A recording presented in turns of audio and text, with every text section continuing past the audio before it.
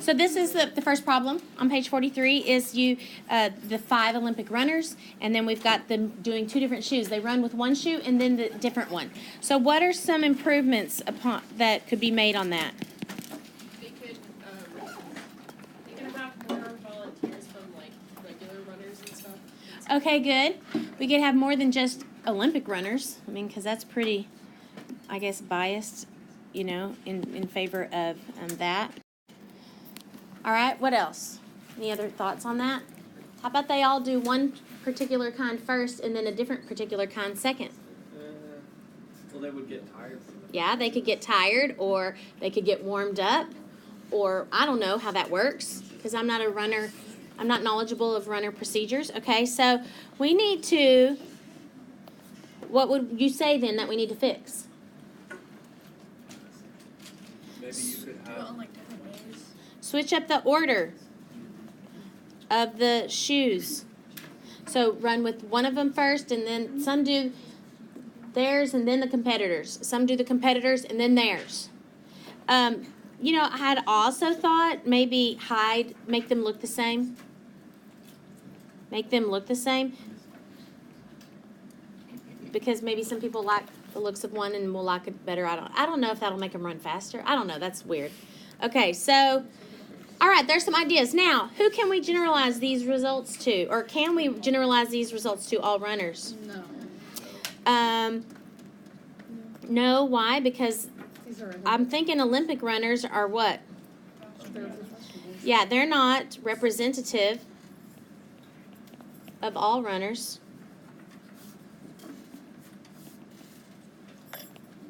So you certainly need to get a better representation of the population if you want to represent all runners. Okay, and we omit number 2. And so let's go on to the next one. Okay, so here we have this one where we are talking about the dogs, and we are trying to maintain a healthy weight amongst inactive dogs. That's the goal. Maintain a healthy weight amongst the inactive dogs. So, is this an observational study or an experiment? Experiment. Very good. Okay, so who are our subjects? Okay. Okay, good. They are inactive dogs. Okay, because there's a certain quality of the kinds of dogs, okay, of volunteers. So, inactive dogs of volunteers. Okay, who are the factors? How many factors are there? No, there's not 3. How many things do the dogs get assigned to them? 1.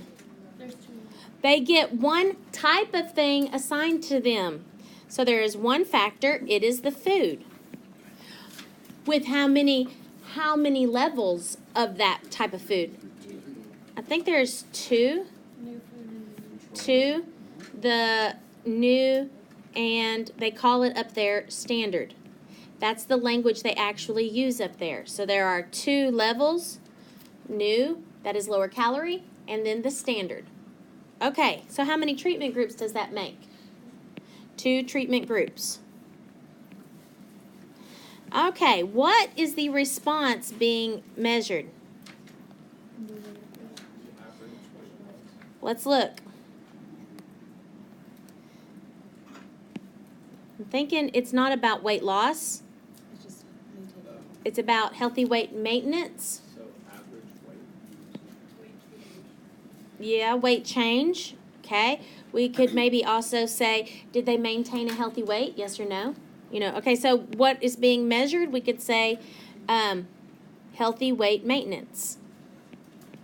Okay, isn't that closer to what they specifically said than a change or anything? They specifically said maintenance of a healthy weight. So that's what we're measuring, healthy weight maintenance. And I don't know, you're right. Some people might do that on measure the amount of weight change. Okay? Some people might say yes or no, you maintained a healthy weight. And so we'll take a class vote on that and see which way you want to go there. So how about this design? Was it completely randomized, blocked, or matched pairs? It looked like it was It is blocked. They specifically say that we need to block by size into what? Small, medium, and large categories of dogs. Okay? Is it blinded or double blinded? Okay, so we're going to go with the fact that human beings have the ability to psychologically problem solve through, oh, this is, you know, I like this food or I don't like this food, or I want this one because it's going to make me maintain a healthy weight or whatever. So we're going to go with other dogs and things can't be blinded at all. They're just not even an option there. Okay, parameter of interest. So let's decide. Okay, here's our options. As a class, I want you to decide, do you want to measure weight change? Or do you want to measure, yes, no, they maintained their healthy weight? Okay, so raise your hand if you want to do a measurement of numerical value of a weight change. Okay, raise your hand if you want to look at your dog and say, yes, no, you maintained a healthy weight. Okay, we have a much higher people choosing this method. So therefore, what is the parameter? What will we be obtaining? Good. We will be getting the proportion of inactive dogs that what? Good. That maintain a healthy weight. Do you see why it's really important to carefully read what the person that wrote this problem wants? Okay. All right. Now, nature and scope. Remember that is, to who can we generalize and can we say cause and effect? Can we say this food causes the dogs to maintain a healthy weight? Okay, so first generalization. To whom can we generalize? The inactive dogs of the volunteers.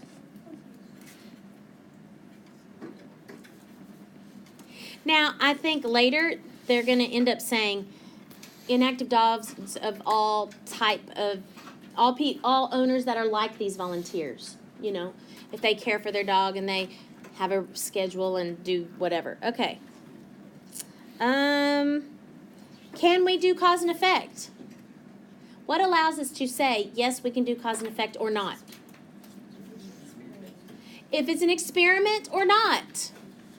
If it is an experiment where you have randomly assigned to the treatment groups, then yes, you can claim cause and effect. Okay. If it's an observational study where you just watched and observed what they ate and observed if they maintained or not, that is not, you can only get a correlation, a connection, no cause and effect. So, experiment, then what can we do? Yes, we have the ability, if this was well designed, to say the new food caused them to maintain a healthy weight. Okay, an experiment allows you to say cause and effect. Okay, very good, moving on. The makers of Frumpy's, this is the one where we want to see if we got children ages 10 to 13 available for the study. There's 100 children. And we're introducing a new flavor. And we want to know whether children will prefer the new flavor to the original one. Okay, so it does say do a completely randomized. So we're going to SRAT me cap. Okay.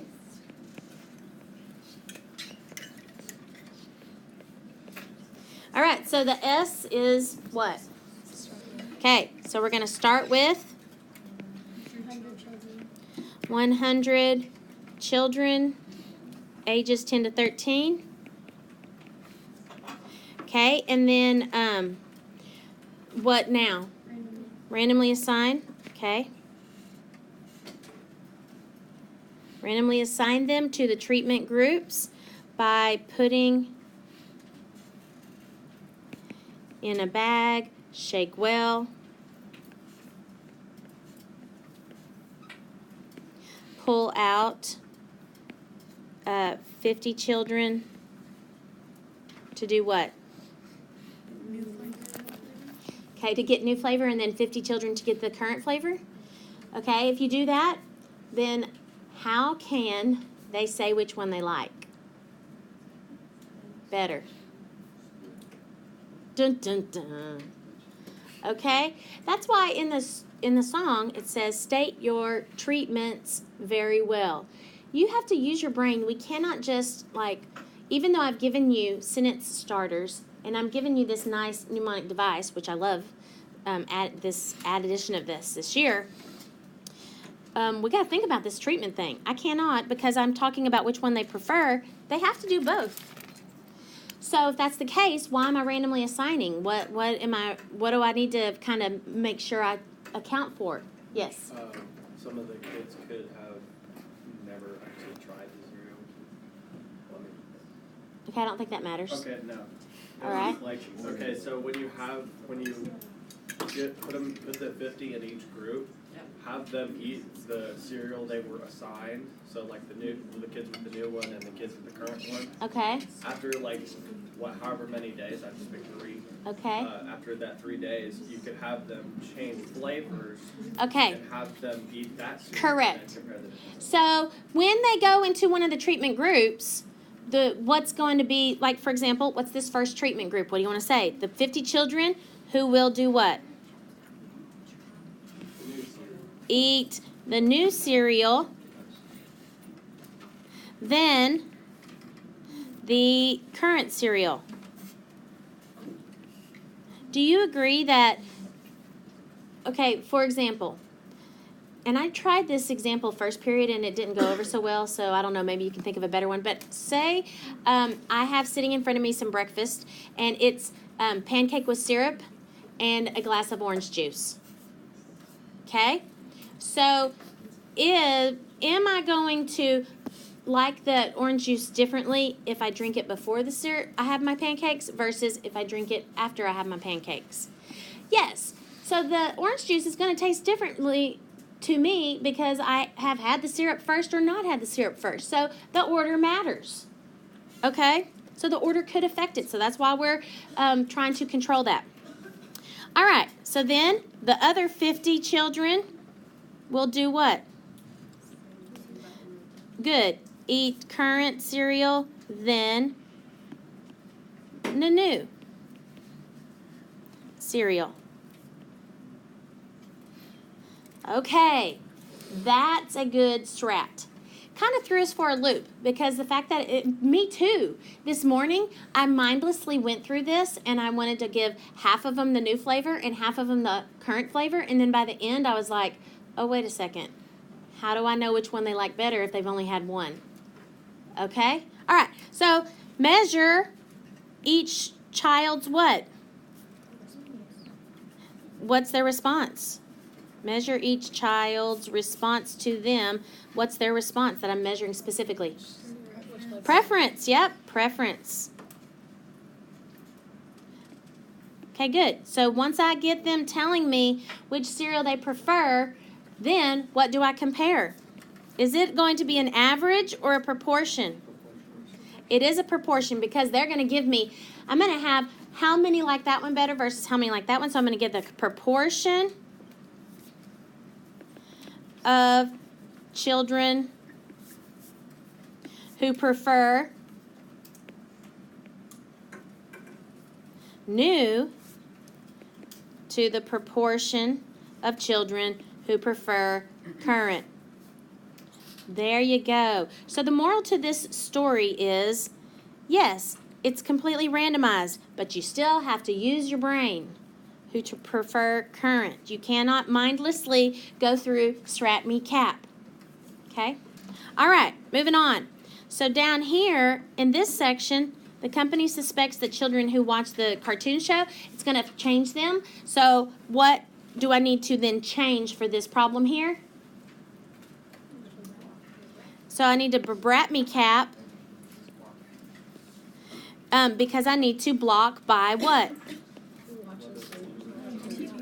Okay, if they watch the TV show or not. So let's start this thing off. We're not going to do the full complete writing on this, but let's start to make sure you know what is going to get you in here. So what do I start with? blocked by, yep, front cartoon watchers. Yep. And non-watchers. I probably should have said block these 100 children by front cartoon watchers and non-cartoon. And then what's the other B? Because watching the cartoon might what? Oh, it's not going to change their response. It's going to change which what? Because watching the cartoon may affect what? Their cereal preference. Correct. Do not give me a general statement like, it may affect their response, or it may affect the outcome, or it may affect the results. No, it may affect their cereal preference. Be specific. It should be block, because, and be specific. Okay? All right. And then, now what? How do I keep going on this? Okay, I need to randomly assign, but I actually need to start where? I mean, think of what's happening now. We're in a block. Within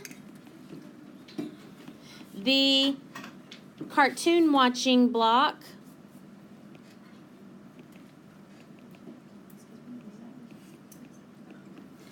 wrap me cap. And so I'm going to do this right here just for shortness. Do you see this wrap me cap? That's the same as above. Same as part A. Okay? So so focus on one block. Within the cartoon watching block, wrap me cap. Now what? Yeah, you could say then repeat above experiment within. Yep. Within the non-watchers block. That's now done. Okay? Do not cap at the end of these because you've already capped within each block. Okay, yes? So on the first part, why wouldn't that be like the matched one where you like match them to doing one of the first cereal and the new cereal? I know. I don't know. I know. That's what I was wondering. Why are we not calling this a wrap me cap? Because they told me to do completely randomized, and I don't know. I don't know another way to do it. I mean, it's like they have to do both of them to tell a preference. So, sorry, you caught me. You caught me on something I was wondering about myself, but I was hoping to kind of skirt past that. So I don't know why we're allowed to say this is a wrap me cap and not a wrap me cap, because they kind of are matching because they're doing both treatments. So, okay, so we're just going to skip that one like you didn't ask me that.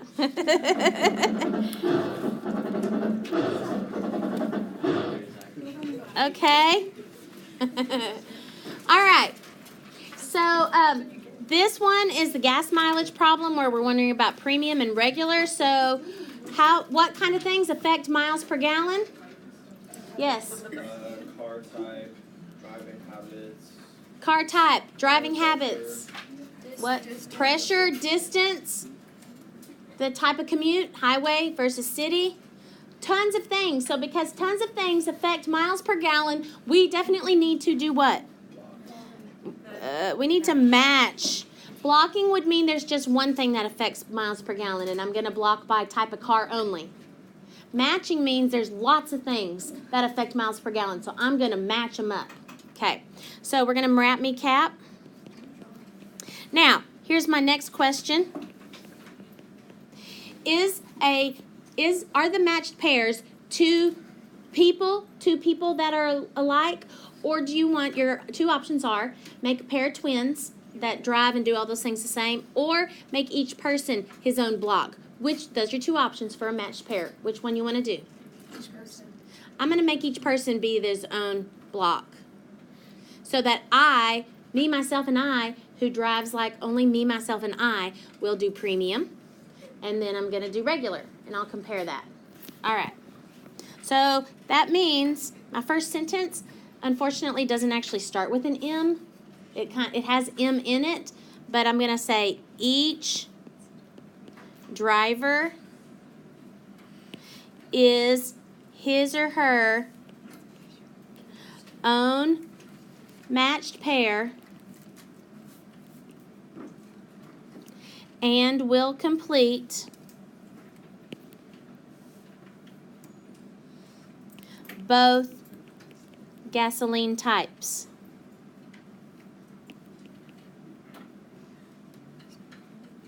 Okay, that's the M for that one.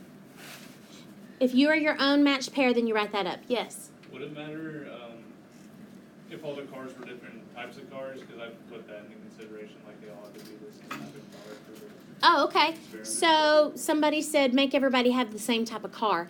And that's fine. You can do that because I think there's still enough other qualities that you need to control, like being a lead foot driver, driving the speed limit or not, terrain, the terrain and stuff. I still think even if you gave everybody the same cars, there's still lots of other things to control that would justify a matched pair situation. Okay, so now what am I going to do? When I randomly assign, what am I randomly assigning? Which one starts what? Okay, can I just do this with big bag?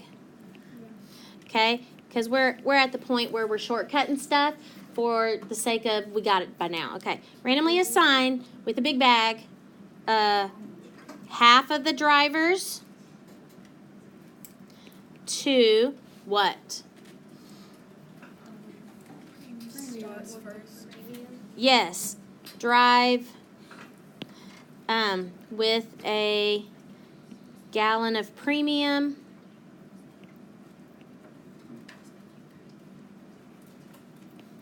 and then a gallon of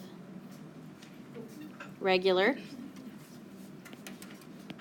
Why just a gallon? I don't know. I just kind of defined it in there. Why just a gallon? I don't know. Just want to say drive. I feel like a whole tank would be a little bit better. Oh, why did I say gallon? I meant tank. You're right. Okay. Sorry, I meant. That's why I was. My that's what I bad. was thinking. I was like, Sorry, my brain was thinking tank, but I wrote gallon. That's kind of silly. Okay. And you know what? It doesn't matter. But I meant tank. Okay. And then I don't know why I said gallon. Okay. I meant tank. All right. And then a tank. Okay. Like it. Good. Yeah, that's easier. Okay. All right. Now what? Oh, wait. I just said half of the drivers do premium and then regular. Now what? The other half does it. Okay, good. The other half of drivers complete in the opposite order. How about that? Is that short enough for you? Okay. Opposite order. Regular, then premium.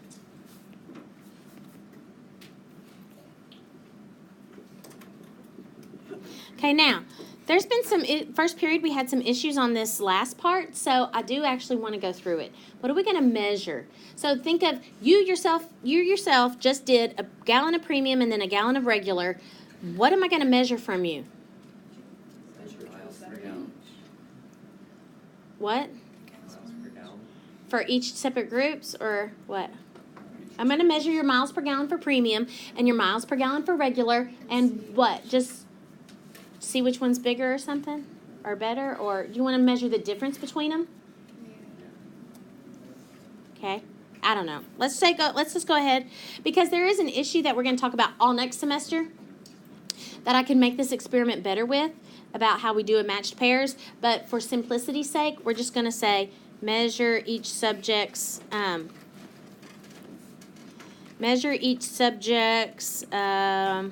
miles per gallon on premium and miles per gallon on regular. And then what will I do? Compare the average miles per gallon of all the premium to the average miles per gallon of all regular. Now, I need to put a little disclaimer on this so that if anybody's watching this after they've already learned how to do a matched pairs test, which we'll learn next semester, there is a better way to do this, but we'll talk about that later. We're going to leave it simple, just like how you know how to do it for now. Okay, any other questions on that? And then we omitted number 6. And so there's that. So let's go to what your assignment is, and we actually will have quite a bit of class time for you to get started. But let's go through what I'm going to have you do for your assignment. So you're going to do, for your assignment, pages 46.2 and 46.3. So homework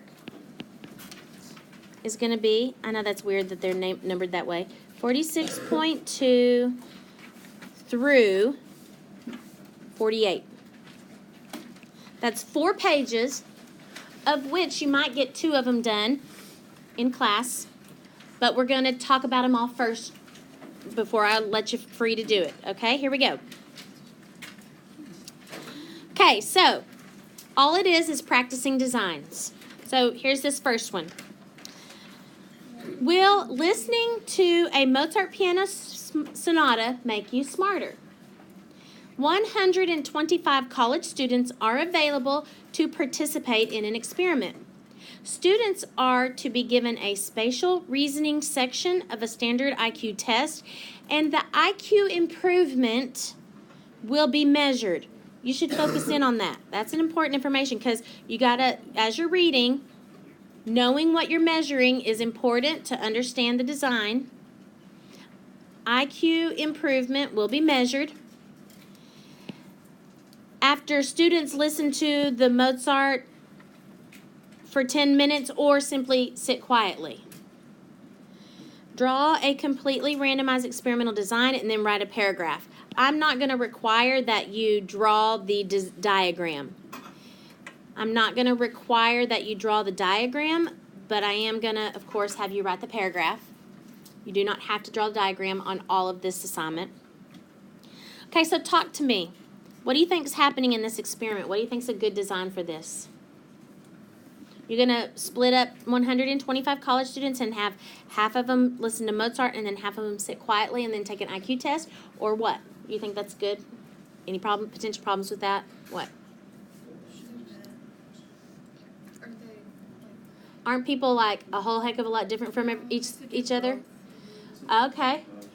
I like it. See how you feel that naturally? Yes. You think it would be ideal for each person to do both situations and do a spatial test after each one and measure the improvement or the difference between those two things. Okay. All right, so you want to match. Okay, so I'm just going to leave it at that. We've talked through it. Each person will do both. You probably need to randomize the what? The order in which they do it, okay? And when you measure at the end, you're going to be measuring how they did on the 2 different tests, okay? All right, moving on to the next one. Okay, this one is about a swimsuit manufacturer who wants to test the speed of its newly designed women's swimsuit. There are 100 randomly selected swimmers from a local Olympic training facility that have agreed to participate in this study.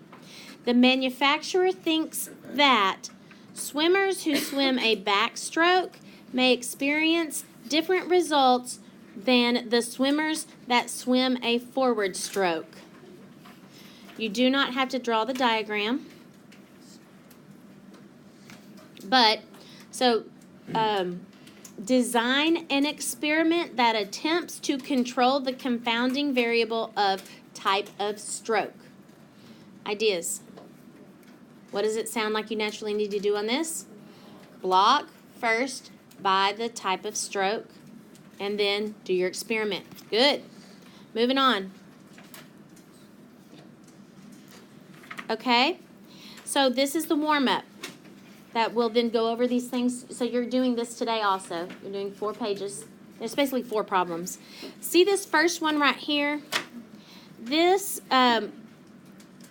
yeah, we're going to discuss this in class. So save this for class. Save that little problem for class.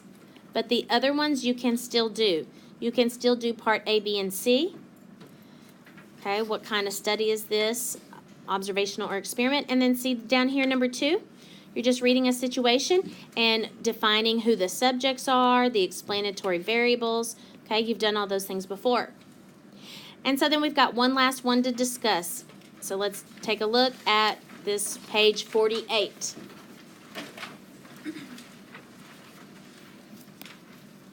Okay, a heavy equipment manufacturer introduces new models of their backhoes and forklifts and sells several of these machines. I used to have pictures of what the backhoes and the forklifts are. Anybody know what the backhoes look like? They've got like a big old like shovel thing on the back. So you can, Oh man, this is going to be real bad. So here's the tractor, yeah. and here's like the front. Here's where the engine is on the front, and then this has got like this big thing back here, There you go. right there, and he's digging into the ground. Okay, so that's a backhoe. And then you've seen lots of forklifts. You know, think going into a warehouse and you see the little guy going around and he's just got the little thing like this. See, here's the guy in there. And here's the forklift, you know, and he's going to lift the things up or down. Okay, right? So, do you think that these two types of machines experience the same kind of wear and tear? What do you think is the difference? What would you say? Which one do you think is a lot rougher on the machine? Yeah, this one's probably a lot rougher on the machine because he's actually mostly probably outside doing lots of torquing and stuff in the dirt, and this guy's just lifting and doing things up and down. Okay, so you do need to keep that in mind. All right, so we've got backhoes and forklifts, and we sell several of these machines. A few months later, they discover a problem. An unacceptably high number of their customers need to seek repairs on the machine's hydraulic systems within the first few weeks of operation. The company's engineers go to work on this problem. So this could absolutely be you being an engineer, and you need to figure out a problem to fix. So they think that they have found a solution. They believe that an additive poured into the hydraulic oil may, and then this is what you're measuring, may greatly extend the number of hours that these machines can be used before repairs become necessary. We want to, that's our goal, is to extend the hours the machines, that's how they measure if it works well or not. The hours the machines have to work before repairs become necessary. Okay, so a few tests conducted under laboratory conditions. So they think that might be good, but they want to, shows promise, but they want to do real world. Okay, so they're going to, the company gives them up to 20 newly manufactured machines that will be sold during the next few weeks. It is your job to design the experiment by specifying the procedures that they should use. Okay? So clearly indicate what design you will use. Outline your design with a diagram, not required. And explain your randomization procedure. That's your big bag. And other things. So there's your thought process. I just wanted you to be clear on how they measured if it was successful or not. It's the hours that it takes before a repair becomes necessary. Okay, and I wanted to also let you know what a backhoe and a forklift look like, so you could understand that there is a difference in the wear and tear on those two machines. Okay, so that's your assignment. Pages, those four pages, due tomorrow, so that we can talk about those before you quiz on Monday.